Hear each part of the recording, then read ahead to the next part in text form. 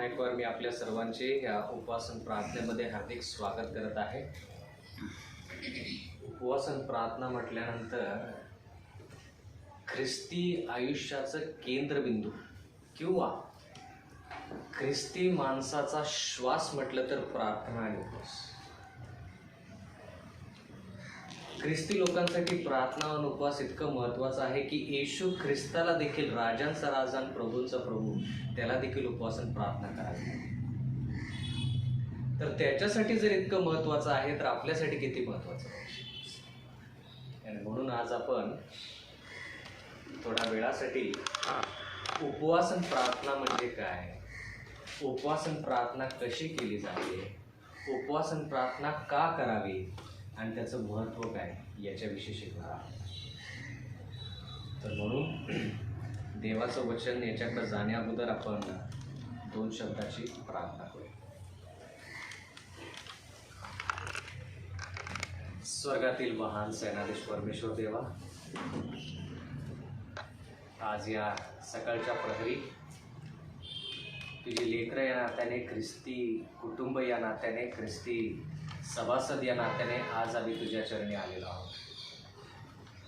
परमेश्वरा, जरी आज आम्ही ह्या ठिकाणी तुझ्या चरणी उपासन प्रार्थनेसाठी जरी जमलो असलो तरी परमेश्वर आम्हाला दुःखी होण्याचं कारण, आम्हाला चिंतित असणं गरजेचं नाही. कारण की परमेश्वरा, उपासन प्रार्थना याद्वारे परमेश्वर आम्ही तुझ्याशी एकनिष्ठ होऊ शकतो, पूर्णपणे आम्ही तुझ्याशी एक होऊ शकतो आणि परमेश्वरा त्याद्वारे आम्ही एकमेकांशी एक होऊ शकतो. उपकार पाहतो परमेश्वरा की तू आम्हाला ही संधी देऊ केलेली आहेस. या संधीचा आम्ही पुरेपूर फायदा घ्यावा आणि परमेश्वरा आमचं आयुष्य जसं आम्ही ह्या ठिकाणी आलेलो आहोत तसं परत न जाता आशीर्वादाने, सामर्थ्याने आणि परमेश्वरा येशू ख्रिस्ताने असं परिपूर्ण आम्ही या ठिकाणाहून विभक्त व्हावं म्हणून पूर्ण हा कार्यक्रम आम्ही तुझ्या हाती सोपवलेला आहे. आमच्या सर्वांशी तू बोल, आमच्या सर्वांची तू तयारी कर आणि परमेश्वरा, उपवासन प्रार्थनेची ही जी सभा आहे, हा जो कार्यक्रम आहे तो तुझ्या इच्छानुसार पार पडावा, जेणेकरून आम्हाला त्याचा लाभ मिळेल आणि आमच्याद्वारे इतरांना देखील आशीर्वाद प्राप्त होईल. म्हणून इथून पुढचं वचन आणि ही पूर्ण अशी सभा आहे ती तुझ्या हाती समर्पित करू. नम्र प्रार्थना येशूच्या नावात मागतो म्हणून तू आहे.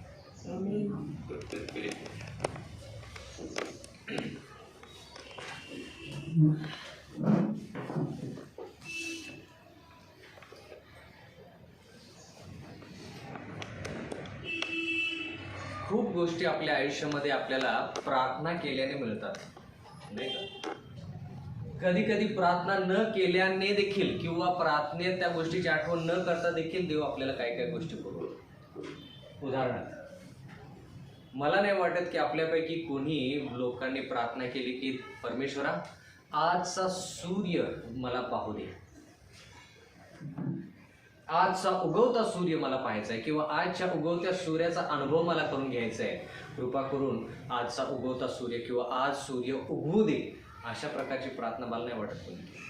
आपण जास्तीत जास्त काय प्रार्थना केली असेल, देवा मला उद्याचा दिवस दाखव, देवा मला जिवंत ठेव. तर काही काही गोष्टी आपल्याला देव न मागता देखील देतो. आता तुम्हाला वाटतं का की हिंदू लोकांनी जिवंत देव येशू ख्रिस्ताकडे प्रार्थना केली असेल की देवा आम्हाला ऊन, वारा, पाऊस ज्या गोष्टी गरजेच्या आहेत त्या गोष्टी पुरव? नाही केली देव, तरी देखील देव त्यांना त्या गोष्टी पुरवतो. म्हणून आज आपण पाहणार आहोत की जर गोष्टी आपल्याला काही काही गोष्टी न मागता मिळतात तर मग प्रार्थना करायची काय गरज आहे. पण काय काय गोष्टी आपल्याला प्रार्थना केल्यानंतरच मिळतात, याही गोष्टी बरोबर आहेत. उदाहरणार्थ, कल्पना करा की तुम्हाला एखाद्या सभेसाठी जायचं आहे, आध्यात्मिक सभा आहे आणि त्याच्यासाठी तुम्हाला हाजरी लावायची आहे, जेणेकरून तुम्हाला त्या वचनाचा आनंद मिळेल, आशीर्वाद मिळेल. आणि म्हणून तुम्ही प्रार्थनेमध्ये ती गोष्ट ठेवता आणि देव तुम्हाला ती संधी देतो प्रार्थनेद्वारे की तुम्ही त्या सभेमध्ये जाऊ शकता, त्या देवाच्या कळपामध्ये जाऊ शकता आणि तुम्ही त्या वचनाचा अभ्यास करू शकता, आशीर्वाद घेऊ शकता. पण अशा काही विनंत्या आहेत की जरी आपण प्रार्थना केली तरी देखील ती पुरेशी नाही.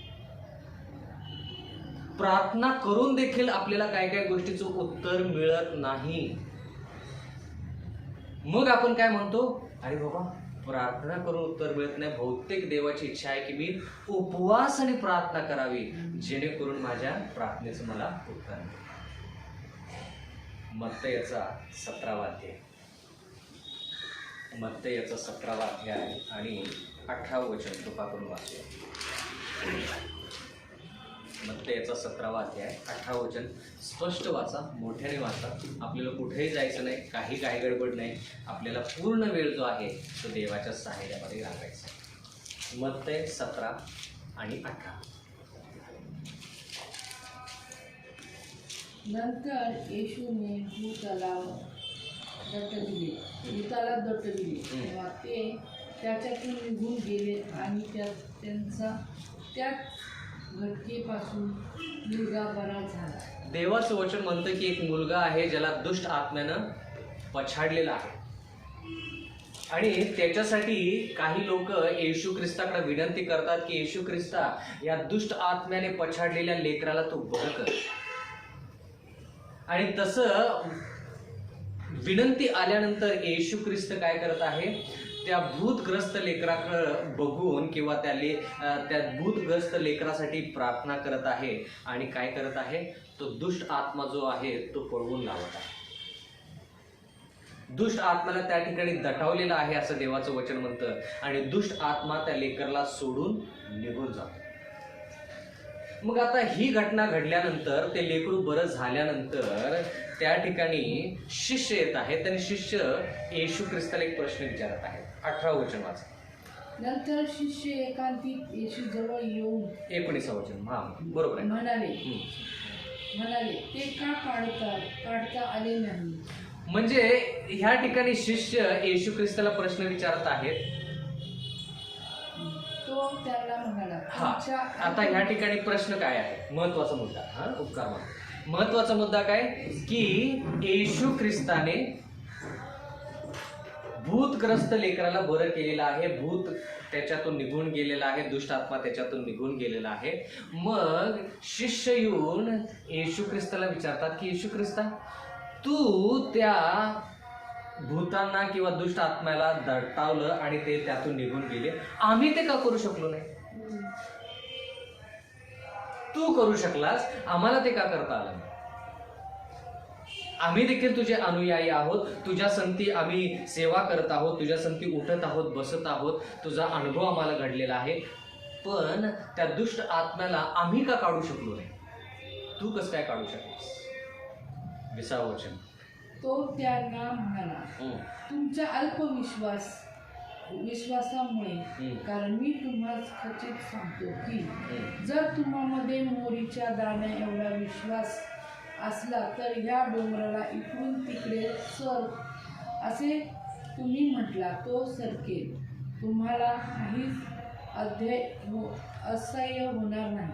येशू ख्रिस्त काय म्हणतो या ठिकाणी की तुमच्यामध्ये अविश्वासूपणा आहे म्हणून ह्या गोष्टी तुम्हाला साध्य होत नाहीत. तुम्ही देवावरती विश्वास ठेवला पाहिजे. पहिला मुद्दा काय, अविश्वासूपणा.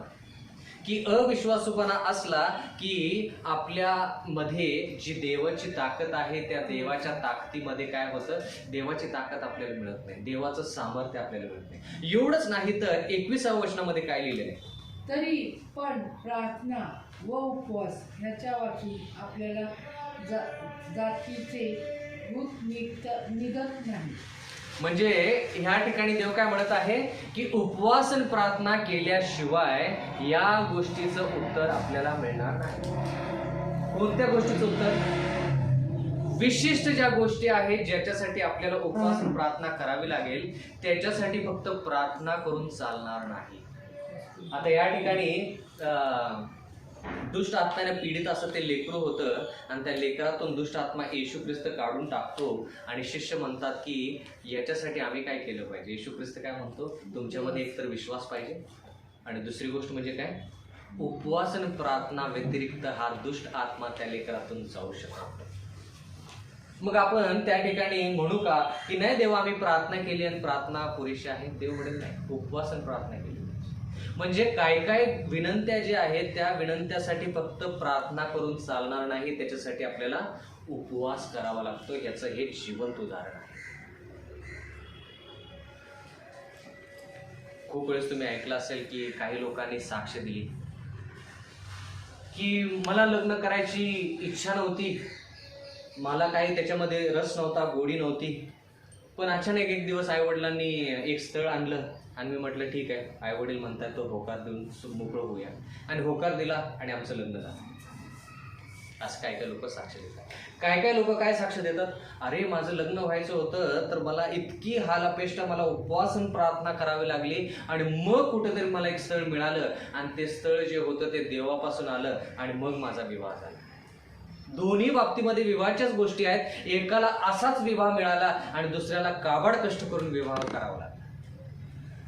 सगळ्यांच्या परिस्थिती एक नाही, सगळ्यांची परिस्थिती वेगवेगळी.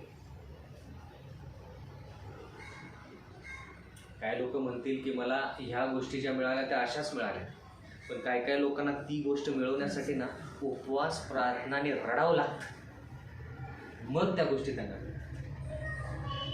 म्हणून देवाचं वचन म्हणतं की काही गोष्टी आपल्याला न मागता देखील मिळतील, पण काही गोष्टीसाठी आपल्याला प्रार्थना करावी लागते आणि काही गोष्टीसाठी उपवास आणि प्रार्थना दोन्ही गोष्टी कराव्या लागतात.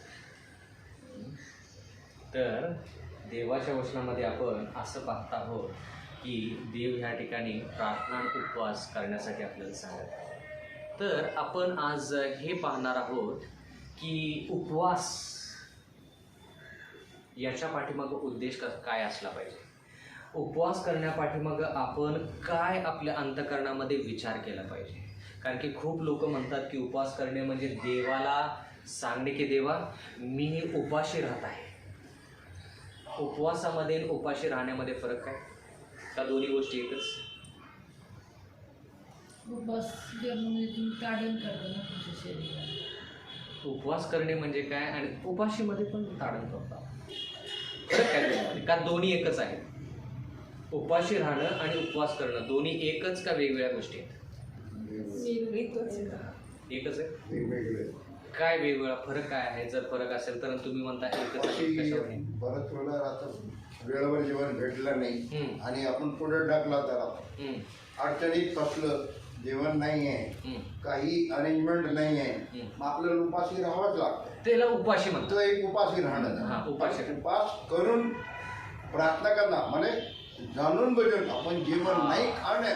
बरं, जरी सगळे काय अरेंजमेंट आहे नाही खाणे, परंतु मनात एक इच्छा आहे, मनात एक इच्छा आहे की नाही मी नाही जेवण खाणार, उपाशी राहणार आणि प्रार्थना करणार. बरं ठीक आहे, कळालं का? असं माझं मत आहे. उपाशी म्हणजे काय की बाबा आपल्याला जेवायची इच्छा आहे, आपण जेवण्यासाठी प्रयत्न करत आहोत, पण आपल्याला वेळ मिळत नाही किंवा आपल्याला जेवण मिळत नाही, म्हणून आपण उपाशी राहतो. पण मनात की काय इच्छा, मला जेवायला पाहिजे, जेवण कुठे, जेवण कुठे, जेवण कुठे, त्याला म्हणायचं उपाशी. उपवास करणे म्हणजे काय, जेवण आपल्या समोर आहे पण तरी देखील आपण निर्णय घेतो की नाही, मी ती वेळ, जेवण खाण्यासाठी जी वेळ आहे ती वेळ, जेवण खाण्यासाठी जी शक्ती लागते ती शक्ती आणि जे विचार आहेत किंवा जे लक्ष आहे, जेवण खाण्यासाठी आपण लक्ष देतो नाही का जेवणाकडे, तर ते लक्ष जे आहे ते पूर्ण 3 गोष्टी देवाकडे लावतात. त्याला म्हणायचं उपवास. वेळ, शक्ती आणि लक्ष, आपण तिन्ही गोष्टी जेवणाकडे काढून देवाकडे लावतो, त्याला म्हणायचं उपवास. आता उपवासाचे खूप प्रकार आहेत किंवा उपवास खूप वेगवेगळ्या दृष्टिकोनातून केला जातो. काय काय लोक, मला तुम्हाला विचारू दे, तुम्ही कळत न कळत उपवास करत असाल बरं का, कळत न कळत तुम्ही उपवास करत असाल. मी तुम्हाला एक उदाहरण सांगतो, मग तुम्हाला कळेल अरे ह्याला उपवास म्हटलं, ह्याला उपवास म्हटलं जातं किंवा ह्याला उपवास म्हणतात. उदाहरणार्थ, काही ख्रिस्ती लोक आहेत जे म्हणतात की आम्ही शबाताच्या दिवशी TV लावणार नाही, आणि ते शबाताच्या दिवशी TV लावत नाही, TV पाहत नाही, काही कारण असेल ते, आणि मग शबात संपला की मग TV लावतात, TV पाहतात वगैरे. म्हणजे थोडक्यात काय करतात ते त्या दिवसामध्ये टीव्ही पासून उपवास करतात. काही लोकांनी तुम्हाला सांगितलं असेल की तुम्ही मोबाईल पासून थोडा वेळ दूर राहा, जेणेकरून तुम्हाला काय होईल, तुमच्या कुटुंबासंती वेळ देता येईल, तुमच्या प्रियजनासंती वेळ देता येईल, जेणेकरून तुमचे नाती जे आहे ते जवळ होतील किंवा जवळीक तुमच्या नात्यामध्ये वाढेल. म्हणून तुम्ही काय करा, मोबाईल थोडा दूर ठेवा, 1 दिवसासाठी, 1 आठवड्यासाठी. मला आठवतं एक मीटिंग होती काही दिवसापूर्वी होसूरला, बँगलोरजवळ. तर त्या ठिकाणी गेल्यानंतर आम्हाला मोबाईलचा कव्हरेज मिळाला. तर काही लोक म्हणाले, अरे मला घरी संपर्क साधायचा आहे, मला काम आहे, माझं काम सोडून मी आलेलो आहे, संपर्क साधायचा आहे, हे करायचं आहे, ते करायचं आहे. पण थोडा वेळ गेल्यानंतर ते म्हणाले की बरं झालं की कव्हरेज नाही आहे. का? तेवढाच विसावा, तेवढंच मन शांत, सभेमध्ये लक्ष देता येईल. नाहीतर सारखं फोन वाजतो, नाहीतर सारखा कोणाचा तरी संदेश येतो. म्हणून त्यांना वाटलं की त्यांनी काय केलेलं आहे, ते 3-4 दिवसासाठी मोबाईलपासून उपवास केले आणि त्यांना तो फायदेशीर ठरला बरं का. 4-5 दिवस ते लोकांना म्हणू शकले की बाबा कव्हरेजच नव्हतं म्हणून काय केलं नाही, आम्ही संपर्क साधू शकलो नाही. पण तसं शक्यतो होत नाही. म्हणून लोक काय म्हणतात, का फोन उचलला नाही, का हे केलं नाही, का ते केलं नाही. आता त्यांना कारण मिळालं की बाबा कव्हरेजच नव्हतं. म्हणून लोक काय करतायत आजकाल, प्रत्येक गोष्टीमध्ये उपवास करण्याचा प्रयत्न करत आहेत, जेणेकरून त्यांचं लक्ष, त्यांची शक्ती आणि त्यांचा वेळ ते देवाला देऊ शकतात. आता जेवण न जेवण्यामध्ये काय एवढा आशीर्वाद आहे? जेवण न जेवण्यामध्ये एवढा काय आशीर्वाद आहे? आपण असा का विचार करतो की उपवास करणं म्हणजे जेवणच जेवायचं नाही म्हणजेच उपवास, असं आहे का? नाही. उपवास म्हणजे म्हणून म्हटलं की आपला वेळ, आपली ताकद, आपलं लक्ष जे आहे ते आपण कोणाकडे दिलं पाहिजे? देवाकडे दिलं पाहिजे. आणि शाबाताच्या दिवशी कळत न कळत आपण उपवास करत आहोत. कोणत्या गोष्टीपासून उपवास करतो? टीव्ही बंद. आणखी काय? बरोबर आहे, जेवण बनवायचं, जेवण बनवत नाही आपण. आणखी काय? आणखी कोणत्या गोष्टीपासून उपवास करतो शाबाताच्या दिवशी कळत न कळत? घरातली कामं सोडतो, कामकाज करत नाही आपण. 6 दिवस आपण कष्ट करतो पण ते 7व्या दिवशी ते कामकाज करत नाही. म्हणजे त्या कामासाठी लागणारी शक्ती, कामासाठी लागणारं लक्ष आणि कामासाठी लागणारी वेळ, ह्या तिन्ही गोष्टी आपण देवाला देतो. पण आज आपण उपवास म्हणजे न खाण्याविषयीच फक्त विचार न करता बाकीच्या गोष्टीचा पण विचार करायचा. कारण की व्यक्ती काय करू शकतो, जेवणापासून वंचित किंवा जेवणापासून दूर राहू शकतो, पण त्याचे विचार जर देवाकडे नसतील तर त्या उपवासन प्रार्थनेचा काही फायदा नाही. आता खूप लोक विचार करतात की उपवास करणं म्हणजे स्वतःच्या शरीराला काय करणं, शासन करणं. पण उपवासाचा मूळ मुद्दा काय? स्वतःच्या शरीराला शासन करणं, जेणेकरून आपला देव आपल्यावरती प्रसन्न होईल आणि म्हणेल, अरे बाबा नको नको नको, तू स्वतःला त्रास देऊ नको, तू उपवाशी राहू नको, मला तुझी कळकळी कळली, ठीक आहे, तुला जे पाहिजे ना मी तुला देतो. याच्यासाठी आपण उपवास करतो. खूप लोकांना उपवास म्हणजे काय ते दाखवतो तुम्हाला. उपवास म्हणजे काय म्हणतात ते दाखवतो तुम्हाला. खूप लोक काय करतात, उपवास म्हणजे काय, जेवण जेवायचं नाही. आणि जेवण जेवलं नाही की मग आपण काय करत आहोत, देवाला म्हणत आहोत, हा देव आहे, मी त्याचा लेकरू आहे, माझी प्रार्थना ऐकशील का नाही? मी माझा उपवास करत आहे, प्रार्थना ऐकशील का नाही? होय का नाही? आता मग ते देव काय म्हणतो, हा हा ठीक आहे ठीक आहे ठीक आहे ठीक आहे, मी तुझी प्रार्थना काय करतो, ऐकतो. उपवासन प्रार्थनेचा मूळ मुद्दा हा नाही की आपण आपल्या शरीराला तारण केलं पाहिजे. मूळ मुद्दा तो नाही. खूप तुम्ही धर्मामध्ये पाहिलं असेल, काय काय धर्मामध्ये की लोक काय करतात, देवाला प्रसन्न करण्यासाठी काय करतात सांगा प्लीज. दान धर्म. दान धर्म. आणखी काय करतात? अंगाला मारून घेतात, आणखी काय करतात? लोटांगण घालतात देवाला. आणखी काय करतात देवाला प्रसन्न करण्यासाठी? बकरा कोंबड्या देतात, अग्नीतून जातात, बळी देतात. देवाला प्रसन्न करण्यासाठी आणखी लोक काय करतात? काय करतात? उपवास पण करतात. आणखी काय करतात? नवस. नवस. देवाला प्रसन्न करण्यासाठी, स्वतःची इच्छा पूर्ण करण्यासाठी नाही, देवाला प्रसन्न करण्यासाठी. मग ते गुडघ्यावरती चालायचं. कोणीतरी मला सांगितलं की बेलंकनी दक्षिण भारतामध्ये एक देवाचं ख्रिस्ती लोकांचं मंदिर आहे. त्या ठिकाणी लोक गुडघ्यावरती जातात चालत, गुडघे टेकत त्या पायाला चढायच्या. देवानं सांगितलं का? मग त्याच्या पायाला गुडघ्याला जर इजा जरी झाली, त्याच्यातून रक्त जरी आलं तर तसंच जायचं पुढं. देवाला तशा प्रकारचा उपवास आणि त्या प्रकारची प्रार्थना मान्य नाही. देवाची कदापि इच्छा नाही की आपण स्वतःच्या शरीराला इजा करायची आणि देवाला म्हणायचं की देवा मी इजा केलेली आहे, आता तर माझ्याकडे तू लक्ष दे. देव म्हणतो इजा करायला कोणी सांगितलं? लहान लेकराचंच उदाहरण घ्या. लहान लेकरू जर म्हणाले की मला जर आईस्क्रीम आणि चॉकलेट जर मिळालं नाही तर मी जेवणारच नाही, किंवा मी रडतच राहणार, किंवा मी माझ्या स्वतःला काहीतरी इजा करून घेईन, मग आईवडिलांनी त्या चॉकलेट आणि आईस्क्रीम आणून द्यावं का? तरुण लोक काय करतात, हा माझं ह्या व्यक्तीवरती प्रेम आहे, मला जर ही व्यक्ती मिळाल्यानंतर मी माझी नसच कापून टाकेन. आपण पण जर आपण म्हणत आहोत की उपाशी राहत आहोत, देवा आम्हाला भूक लागलेली आहे, आम्ही याच्यासाठी जेवण जेवत नाही जेणेकरून तू आमच्या प्रार्थनेचं उत्तर द्यावंस, तर त्याला उपवास आणि प्रार्थना. उपवास आणि प्रार्थनेचा मूळ मुद्दा हा आहे. लक्षपूर्वक ऐका, फार मूळ मुद्दा महत्त्वाचा आहे. खूप ठिकाणी, बहुतांश ठिकाणी हे सांगितलं जात नाही, म्हणून मी कळकळीनं सांगत आहे. उपवास आणि प्रार्थनेचा मूळ मुद्दा हा आहे की देवा लगच्या लगेच तू येऊन काय कर, होता येईल तेवढा आम्हाला मदत कर, आणि जी तुझी इच्छा आहे ती इच्छा बाळगण्यासाठी आम्हाला आमचा अंतःकरण तयार कर. तुझी इच्छा बाळगण्यासाठी आम्ही उपवास प्रार्थना करत आहोत. आमची इच्छा तू बाळगण्यासाठी आम्ही उपवास आणि प्रार्थना करत आहोत. खूप वेळेस उलट होतं बरं का. आपण उपवास आणि प्रार्थना कशासाठी करतो? जेणेकरून त्या प्रार्थनेचं उत्तर देवानं द्यावं, देवानं आमची प्रार्थना ऐकावी. मूळ मुद्दा प्रार्थनेचा आणि उपवासाचा हा आहे की देवा आम्ही भग्न अंतःकरणाने तुझ्याकडे आलेलो आहोत, जेणेकरून तू आमच्या इच्छेप्रमाणे नाही तर आम्ही तुझ्या इच्छेप्रमाणे वागावं, म्हणून ते अंतःकरणाची तयारी व्हावी, म्हणून आम्ही उपवास आणि प्रार्थना करतो. अंतःकरणाची तयारी. आता जर तुम्ही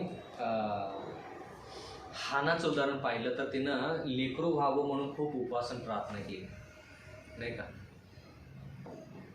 आणि उपवास आणि प्रार्थना याच्यासाठी केली नाही की बाबा देवा काही होऊ दे, मला लेकरू पाहिजे.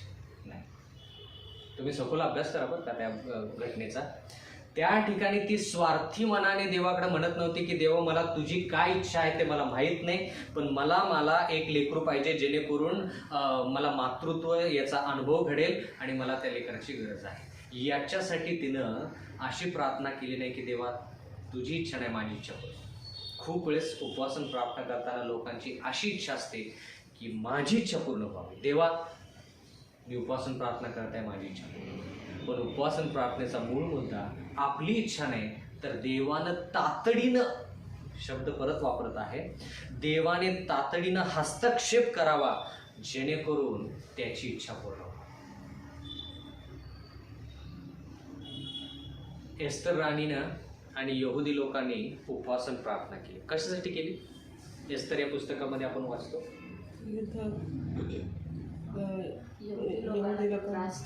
हा, त्या राज्यातले लोक, कोणतं राज्य होतं? हा, एस्तर राणीच्या काळामध्ये कोणतं राज्य होतं? हा, काय म्हणजे कोणतं राज्य? राज्य कोणतं राज्य होतं ते? इस्रायलचं राज्य नव्हतं. हा, मेदी पारस. मेदी पारसचे जे राज्य होतं त्या राज्यातल्या लोकांनी काय केलं होतं? यहुदी लोकांचा पूर्णपणे संहार करायचा, पूर्णपणे त्यांना नष्ट करायचा असा हुकूम काढला, बरोबर? त्यावेळेस एस्तर राणी तिच्या लोकांना सांगते की बाबा तुम्ही काय करा, तुम्ही उपवास आणि प्रार्थना करा, मीही उपवास आणि प्रार्थना करा. आता ती उपवास आणि प्रार्थना कशासाठी होती?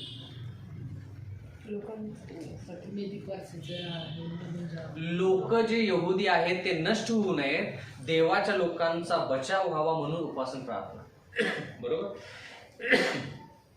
तर एस्तर राणी काय म्हणते, जर तुम्ही वाचलं ते अध्याय तर तुम्ही प्रार्थना करा, मीही प्रार्थना करते आणि देव काय करेल, आपल्याला मार्गदर्शन करेल. तुम्हाला वाटतं का की एस्तर राणीनं अशी प्रार्थना केली की देवा मला काय माहीत नाही, तुझी लोक वाचली पाहिजेत, आम्ही उपास करू आणि आम्ही प्रार्थना करू, आम्हाला बाकीचं काय माहिती, अशी होती कधी प्रार्थना? त्या प्रार्थनेच्या पाठीमागचा उद्देश हाच की देवा लोकांचा जीव धोक्यात आहे तर तू काय कर, तातडीने हस्तक्षेप कर. 2 शब्द मी वारंवार वापरेन आज. तातडीनं हस्तक्षेप कर जेणेकरून तुझ्या लेकरांचा जीव वाचेल. पण देवा शेवटी तुझी इच्छा पूर्ण होईल. आमची गरज ही आहे, पण देवा जर तुझी गरज असेल तर त्या गोष्टी पूर्ण कर. नाहीतर जर व्यक्ती म्हणाला की उपासन प्रार्थना करणे म्हणजे देवाकडे मागायचं मागायचं मागायचं, जोपर्यंत देत नाही तोपर्यंत मागायचंच आणि देवानं ते केलंच पाहिजे, तर त्याला उपासन प्रार्थना म्हणता येणार. जो तो उठेल आणि काय करेल, उपाशी राहायचा प्रयत्न करेल. जो तो उठेल आणि जेवण न जेवता प्रार्थना करायचा प्रयत्न करेल, म्हणेल देवा मला हे पाहिजे म्हणजे पाहिजे, मला ते दे. असं नाही होऊ शकत. म्हणून देवाचं वचन म्हणतं की देवानं तातडीनं हस्तक्षेप करावा आणि देवा मी जेवण याच्यासाठी जेवत नाही जेणेकरून मी नम्र आणि लीन होऊन तुझी इच्छा काय आहे ती बाळगायची आहे मला, म्हणून मी काय करत आहे, उपासन प्रार्थना. तो मूळ मुद्दा आहे. पण खूप लोक काय करतात की बाबा नाही मला ह्या गोष्टीची गरज आहे ना, मी माझ्या शरीराला माझ्या जीवाला मी काय करेन, त्रास देईन, जेणेकरून देव जो आहे तो काय करेल, देव म्हणेल ठीक आहे तू तुझ्या जीवाला त्रास देऊ नको, तुला जे पाहिजे ते मी देईन. पण देव तसं करत. म्हणून खूप लोक जुन्या करारामध्ये तुम्ही वाचलं असेल की एलियाच्या काळामध्ये जे बाल देवाचे पूजक होते, ते खोटे संदेष्टे जे होते, त्यांनी काय केलेलं आहे, त्या ठिकाणी वेदी रचून त्याच्या आजूबाजूला बाल देवताची उपासना करायला सुरुवात केली आणि त्या ठिकाणी त्यांनी स्वतःच्या जीवाला काय केलेलं आहे, शरीराला कापण्याचा प्रयत्न केला. रक्त त्यांच्या शरीरातून बाहेर आलेलं आहे आणि ते त्यांच्या देवाकडे उपासना करत आहेत, प्रार्थना करत आहेत, पण त्यांचा देव काय ऐकत नाही. म्हणून त्या ठिकाणी एलिया शेवटी येतो आणि जिवंत देवाकडे मग प्रार्थना करतो आणि जिवंत देव त्याची प्रार्थना. म्हणून म्हटलं की खूप लोकांना उपवास म्हणजे नेमकं काय आणि ते त्याच्या पाठीमागं उद्देश काय आहे हे माहीत नाही. खूप लोक हिंदू परिवारामधून हिंदू धर्मातून ख्रिश्चन धर्मामध्ये येतात आणि त्यांना वाटतं की तिथं जसा उपवास केला जातो तसाच उपवास ख्रिस्ती धर्मामध्ये असला पाहिजे. नाही, शरीराला ताडण करण्यामध्ये काही अर्थ नाही, कारण की देव तसा कदापि करणार नाही. देव आपली काय करत नाही, आपण स्वतःच्या जीवाला त्रास करून घेत आहोत म्हणून देव आपल्या प्रार्थनेचं उत्तर देत नाही. देव म्हणतो की बाबा तुझ्यासाठी भलं काय आहे ते मी ओळखतो, तू उपासन प्रार्थना ह्याच्यासाठी कर जेणेकरून तुझं अंतःकरण नम्र होईल, लीन होईल आणि माझी जी इच्छा आहे ती इच्छा तुझी इच्छा होईल, म्हणून तू उपासन प्रार्थना तू म्हणून.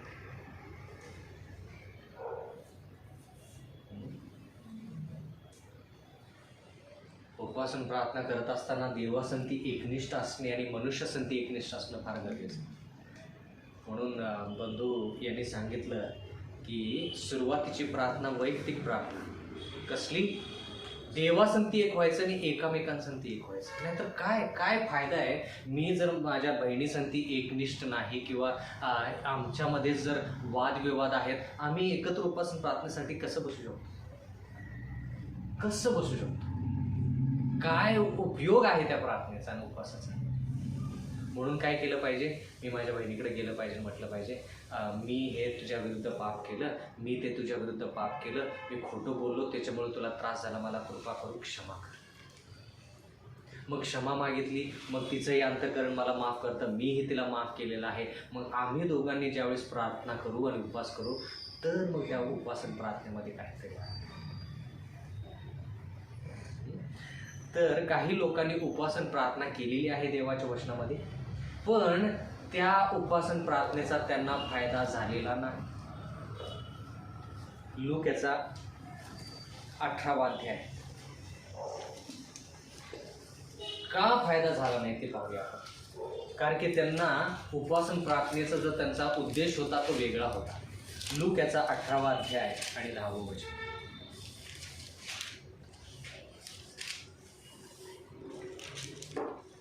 वाचा. इकडून कोणतरी वाचा. आणखी प्रत्येक वेळेस वाचता तुम्ही वाचा. 10वा वचन. एक परुषी व एक जकातदार असे दोघे जण प्रार्थना कराव्यास मंदिरात वर गेले. एक जकातदार आणि एक परुषी दोघेही प्रार्थना करण्यासाठी मंदिरामध्ये गेले. बर, पुढे. परुषाने उभे राहून आपल्या मनात अशी प्रार्थना केली, हे देवा, इतर मनुष्य अपहारी, अधर्मी, बेविचारी अशी आहेत, त्यासारखी किंवा या जकातदारासारखी मी नाही. हा, त्या परुषी माणसानं देवाकडे प्रार्थना काय केली? देवा, मी तुझे उपकार मानतो की बाकीच्या पापी लोकांसारखा मी नाही.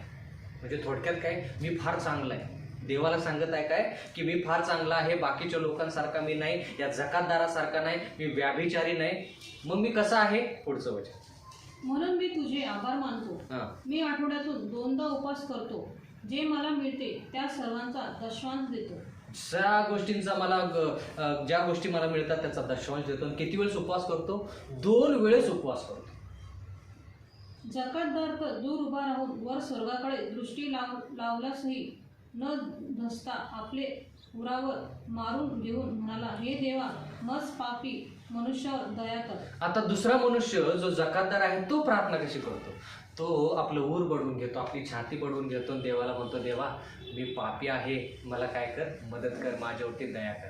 पण तो दुसरा माणूस काय म्हणतो? देवा, तुझे उपकार मानतो की मी ह्या पाप्यांसारखा नाही, ह्या जकातदारासारखा नाही. आणि जकातदार काय म्हणतो? देवा, मी पापी आहे, माझ्या पाप्यावरती दया करतो. तोंड देखील वर काढत नाहीये, डोळे देखील आकाशाकडे लावत. पुढे. मी तुम्हाला सांगतो, हा त्या दुसऱ्यापेक्षा निर्दोषी ठरून खाली आपल्या घरी गेला. कारण जो कोणी आपणाला उंच करतो तो नीच केला जाईल, आणि जो आपल्याला नीच करतो तो उंच केला जाईल. हा, ज्या व्यक्तीनं स्वतःची वाहवा केली ना की देवा, तुझे उपकार मानतो, मी ह्या बाकीच्या पापी लोकांसारखं नाही. मी किती वेळेस उपवास करतो? आठवड्यातून 2 वेळेस उपवास करतो. आणि काय करतो? जो दशांश आहे देवा, ते तुझ्या भांडारामध्ये आणतो आणि मी तुझे उपकार मानतो. आणि म्हणून हा स्वतःला काय करत असतो? स्वतःला उंचवत असतो, म्हणत असतो की मी बाकीच्या लोकांपेक्षा चांगला आहे. का चांगला आहे? 2 वेळेस उपवास करतो ना आठवड्यातून. का चांगला आहे? बाकीच्या लोकांसारखा हा व्याभिचार करत नाही. का चांगला आहे? जो देवाने पैसा दिलेला आहे त्याचा 10वा भाग जो आहे तो देवाला तो परत देतो. म्हणून ह्याला वाटतं काय की हा बाकीच्या लोकांपेक्षा चांगला आहे. जेव्हा की दुसरा व्यक्ती जो पापी आहे तो देवाला म्हणतो, देवा, माझ्या पापाची काय कर, मला क्षमा कर. तिथं तो म्हणत नाही की 2 वेळेस मी उपवास करतो, 3 वेळेस मी उपवास करतो, बाकीच्या लोकांसारखा मी नाही. तो काय करतो? लीन नम्र अंतकरणा देवा. आणि देवाचं वचन म्हणतं की कोणाच्या पापाची क्षमा होते? कोण देवासंती एकनिष्ठ होतो? तो मनुष्य जो ऊर बडवून घेतो आणि देवाला म्हणतो की देवा, मज पापावरती दया कर. तो व्यक्ती देवासंती एकनिष्ठ होतो आणि घरी कसा जातो? परिपूर्ण असा जातो. आता मला सांगा, ह्या परुषी माणसानं 2 वेळेस उपवास केला ना आठवड्यातून, काय फायदा झाला का? मग ह्याचा उपवास काय कामाचा आला? त्यानं दशांश अर्पण पण दिलेले आहेत, त्याचा काय फायदा झाला काय? म्हणजे थोडक्यात काय, ह्यानं उपवास जरी केला आणि दशांश अर्पण जरी दिले असले आणि बाकीच्या लोकांसारखं जरी कुकर्म केला नसला तरी देखील हा देवासंती नाही ना. कुठेतरी काहीतरी चुकीचं ह्यानं उपवास आणि प्रार्थनेमध्ये केलेलं आहे. काय चुकीचं केलं? जर आपण उपवासन प्रार्थना करत असेल तर आपलं अंतःकरण कसं पाहिजे? भग्न म्हणजे देवा, मी काहीच नाही, तू सर्वश्रेष्ठ आहेस. आणि देवा, मी उपवासन प्रार्थना माझ्या इच्छा तुझ्यासमोर मांडण्यासाठी आणि माझ्याच इच्छा पूर्ण करण्यासाठी मी स्वतःला ताडन किंवा स्वतःला त्रास देत नाही. तर देवा, उपवास आणि प्रार्थना केल्यानंतर आपलं पोट मोकळं असतं, आपलं मन कसं असतं? शांत. आपण एवढे ॲक्टिव्ह म्हणजे आपण इतके स्फूर्ती आपल्यामध्ये नसते, आपण शांत बसलेलो असतो उपासन प्रार्थनेला. हे सर्व गोष्टी कशासाठी करायच्या?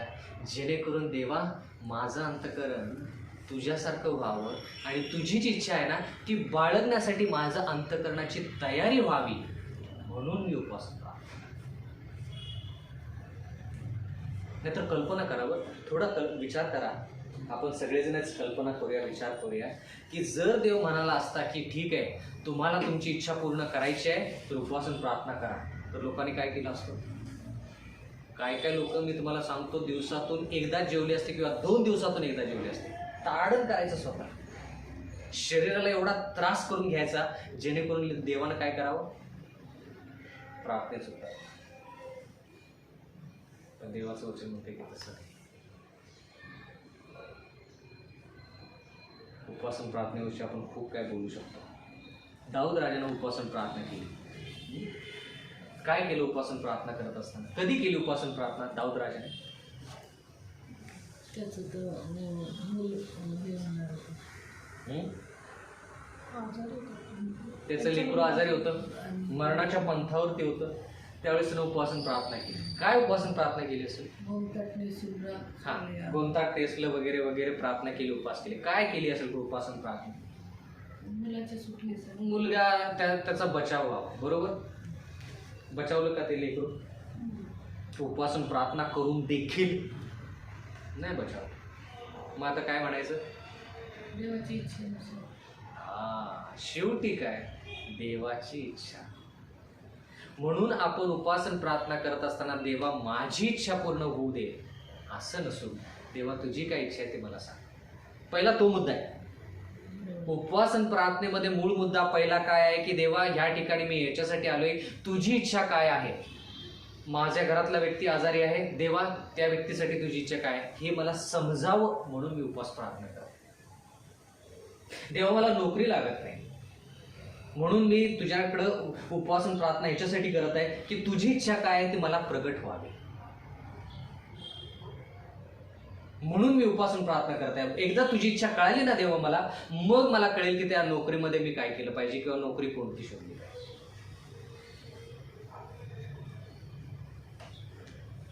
आतापर्यंत आपण काय वाचलं किंवा आतापर्यंत आपण काय ऐकलं? उपासन प्रार्थना कशासाठी? विनवणी करायची देवाकडे. विनवणी करणं चुकीचं, अजिबात चुकीचं नाही विनवणी करणं, पण त्याच्या अगोदर पहिलं काय करायचं?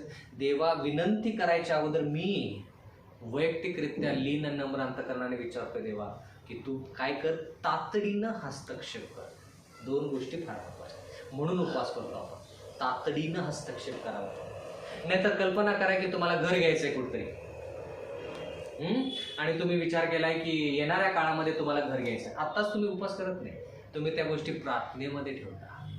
काय करता?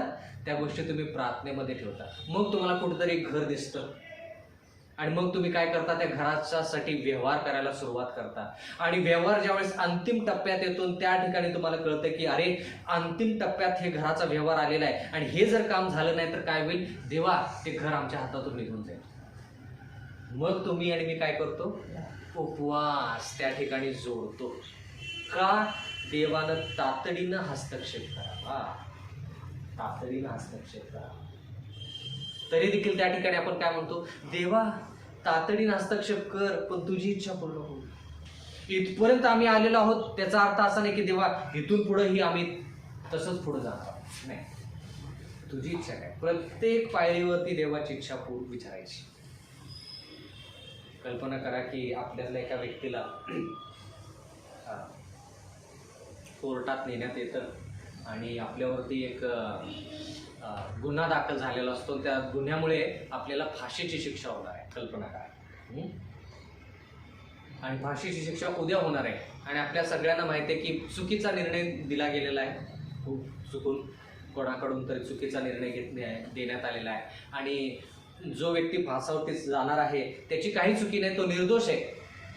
पण आता कसं हे करायचं? साबित म्हणजे कसा पुरावा काय द्यायचा? आणि म्हणून आपण काय करतो? देवा आमच्या हातात काहीच नाही. उद्या त्या व्यक्तीला फाशी देण्यात येणार आहे तर कृपा करून काय कर? आम्ही उपवासन प्रार्थना करत आहोत. काय उपवासन प्रार्थनेमध्ये करू आपण? काय मागू? देवा हा व्यक्ती निर्दोष आहे आणि हीच वेळ आहे परमेश्वरा ह्या व्यक्तीसाठी प्रार्थना उपवास करण्याची. तातडीनं हस्तक्षेप कर म्हणून उपवासन प्रार्थना. कारण की आपल्याकडे वेळ किती आहे? फार कमी आहे. आणि म्हणून ज्यावेळेस आपण प्रार्थना करतो त्यावेळेस देव ठरवतो की त्या प्रार्थनेचं उत्तर द्यायचं की नाही. पण मूळ मुद्दा काय? देवा तुझी इच्छा आहे, त्या पातळीवरतीच आपण बाकीच्या गोष्टी ठेवायच्या, त्या प्लॅटफॉर्मवरतीच आपण बाकीच्या गोष्टी ठेवायच्या, त्या पायरीवरतीच आपण बाकीच्या गोष्टी विचार करायचा. पायरी कोणती? देवा तुझ्या इच्छेसाठी मी या ठिकाणी. पेत्राला ज्यावेळेस अटकेत टाकलं होतं, प्रेषितांचे कृत्य, पेत्राला ज्यावेळेस अटकेत टाकलं होतं त्यावेळेस काय झालं? लोकांनी काय केलं? मंडळीनं काय केलं? प्रार्थना करायला सुरुवात केली. काय प्रार्थना केली? त्याची सुटकेसाठी प्रार्थना केली. पण तुम्हाला वाटतं का की त्यांनी अशी प्रार्थना केली की देवा काहीही होऊ दे, पेत्र सुटला पाहिजे? का त्यांनी पहिलं देवाकडे विनंती केली की देवा तुझी इच्छा काय ते आम्हाला पाहिजे सांग. आमची इच्छा ही आहे पण तुझी इच्छा आहे. जर आपण उपासन प्रार्थना देवाच्या वचनानुसार शिकलो ना तर आपल्याला कळेल की उपासन प्रार्थना ज्या आपण केलेल्या आहेत त्या खूप वेळेस स्वार्थापोटी केलेल्या. आपल्याला काहीतरी मिळावं म्हणून आपण उपाशी राहिलेलो आहोत. देवानंच आपलं ऐकावं म्हणून आपण आपल्या शरीराला काय दिलेलं आहे? त्रास दिलेला आहे. जेव्हा की देव म्हणतो की ते करायची गरज नाही. हे कधी केलं जातं? ज्या वेळेस आपला देव जिवंत नाही किंवा आपल्या देवाला आपली काळजी नाही त्यावेळेस तशा प्रकारच्या गोष्टी लोक करतात. पण आपला देव जिवंत आहे, आपल्यापेक्षा त्याला जास्त काळजी. म्हणून म्हटलं की काही गोष्टी आपण न मागता देव आपल्याला देतो. सुरुवात त्यानं आपण केली. काय काय गोष्टी आपण मागितल्या की लगेच देव आपल्याला देतो. पण काय काय गोष्टी मागितल्यानंतर देखील मिळत नाही. त्याच्यासाठी आपल्याला उपवास करायची गरज. आता हा संदेश मी का दिला? कारण की आपण उपवास आणि प्रार्थनामध्ये प्रार्थनेच्या विनंत्या आपण एकमेकांच्या देणार आहोत.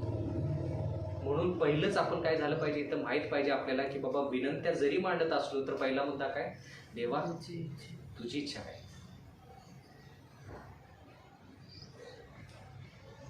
एलन जी व्हाइटच्या पुस्तकामध्ये एका ठिकाणी मी वाचलं की जो व्यक्ती आजारी आहे ना त्याच्यासाठी फक्त एक प्रकारेच आपण प्रार्थना करू शकतो. एकच प्रकारे प्रार्थना करू शकतो आणि ती प्रार्थना म्हणजे देवा ह्या व्यक्तीला तू ओळखतोस, वैयक्तिकरित्या जाणतोस, ह्या व्यक्तीचं आयुष्य तू जाणतोस आणि ह्या व्यक्तीचं आयुष्य तू ओळखतोस. जर तुझी इच्छा असेल तर त्या व्यक्तीला बरं कर. कशासाठी? तुझ्या गौरवासाठी त्या लेकराला बरं कर आणि त्या व्यक्तीला आध्यात्मिकरित्या आणि शारीरिकरित्या लाभदायक ठरेल तर त्या व्यक्तीला बरं कर, नाहीतर तुझी इच्छा त्याच्या आयुष्यामध्ये पूर्ण हो. आता ज्यावेळेस आपण अशी प्रार्थना करतो ना देवा तुझी इच्छा त्या व्यक्तीच्या आयुष्यामध्ये पूर्ण होते, लोकांना ती आवडत नाही. का ह्या व्यक्तीने अशी प्रार्थना नाही केली की त्या व्यक्तीला बरंच कर, तुझी इच्छा पूर्ण होऊ दे, असं का? लोकांना ते आवडत नाही. आता उदाहरण सांगतो.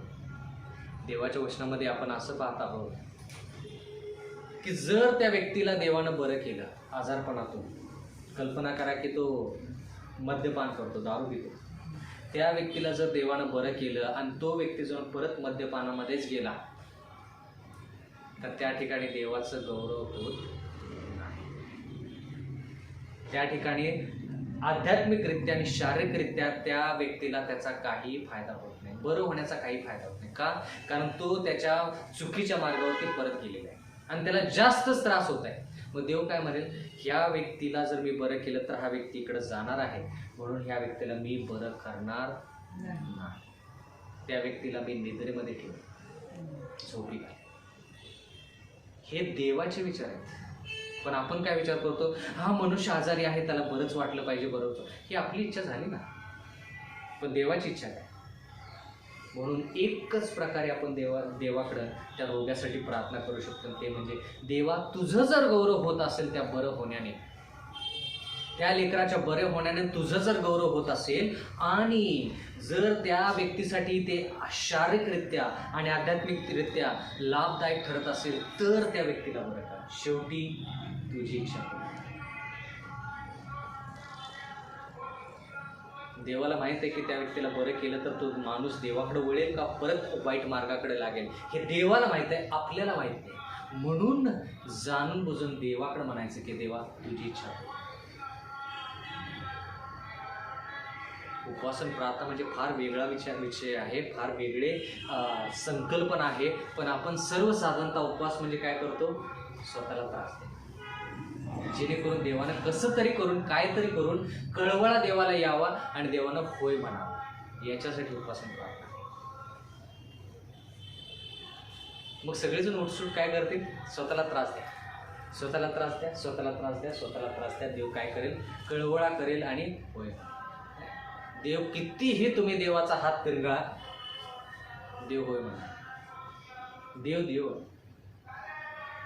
पण देवाला जर आपण विनंती केली की देवा मी ह्या ठिकाणी याच्यासाठी आलोय जेणेकरून माझं मन तुझ्यासारखं व्हावं, याच्यासाठी मी उपासून प्रार्थना करत आहे, जेणेकरून माझी तुझी जी इच्छा आहे ना ती इच्छा मला देखील कळावी आणि मीही तुझ्या इच्छेशी सहमत व्हावं म्हणून मी उपासून प्रार्थना करत आहे, तर मग त्या प्रार्थना उपासना अर्थ आहे.